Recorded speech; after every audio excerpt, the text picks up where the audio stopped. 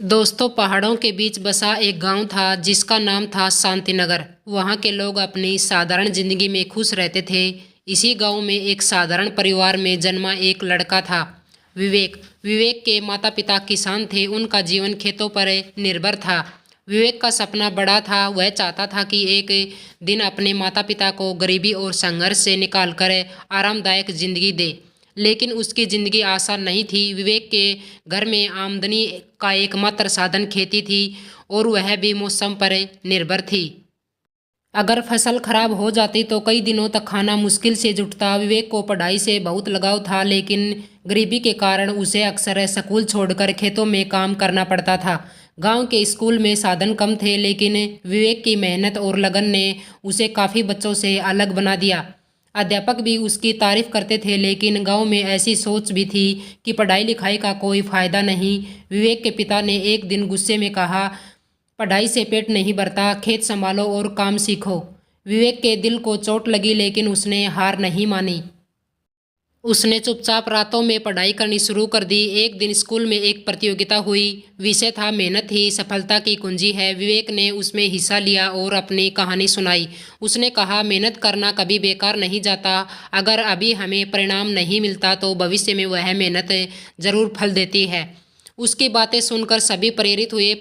विवेक ने प्रतियोगिता में पहला स्थान जीता। अध्यापक ने उसे एक पुरानी किताब दी और कहा, यह किताब तुम्हारी मदद करेगी, इसे अच्छे से पढ़ो।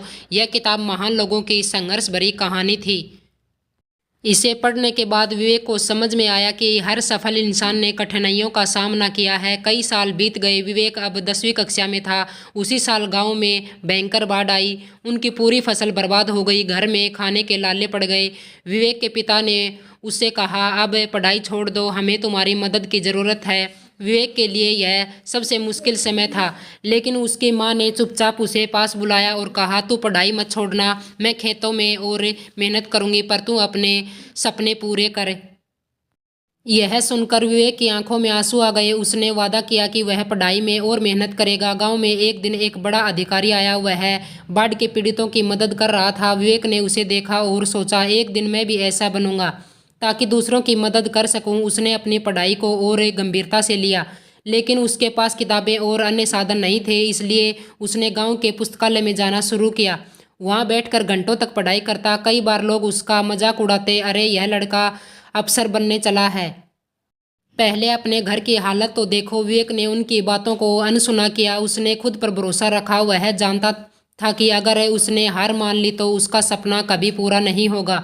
एक दिन गांव के एक सेवानिवृत्त शिक्षक मिश्रा जी ने उसे पुस्तकालय में पढ़ते हुए देखा। उन्होंने उसकी मेहनत को सराहा और पूछा, बेटा क्या तुम किसी प्रतियोगी परीक्षा की तैयारी कर रहे हो? विवेक ने उन्हें अपनी स्थिति बताई। मिश्रा जी ने कहा, तुम्हारी मेहनत देख कर मैं तुम्हारी मदद करूंगा, मैं तुम्हें मुफ्त में पढ़ाऊंगा। यह सुनकर विवेक का आत्मविश्वास और बढ़ गया। उसने दिन रात मेहनत करना शुरू कर दिया। विवेक ने पहली बार कॉलेज में दाखिला लिया और पढ़ाई के साथ साथ प्रतियोगी परीक्षा की तैयारी शुरू की, लेकिन पहली बार में वह परीक्षा पास नहीं कर सका। यह उसकी ज़िंदगी का सबसे बड़ा झटका था। उसने अपने आप से पूछा, क्या मैं वाकई इसे कर सकता हूँ? मिश्रा जी ने उसे समझाया, नाकामी सफलता की ओर पहला कदम है। हर बार गिरकर उठने वाला ही असली विजेता होता है। यह बात विवेक के दिल में उतर गई। उसने अपनी गलतियों का विश्लेषण किया और फिर से तैयारी में जुट गया। 2 साल की कड़ी मेहनत के बाद विवेक ने एक दिन वह परीक्षा पास कर ली जो उसके सपनों का दरवाज़ा खोलने वाली थी। उसका चयन प्रशासनिक सेवाओं में हो गया। जब वह गांव लौटा तो पूरे गांव ने उसका स्वागत किया। वही लोग जो कभी उसका मजाक उड़ाते थे अब उसकी तारीफ कर रहे थे।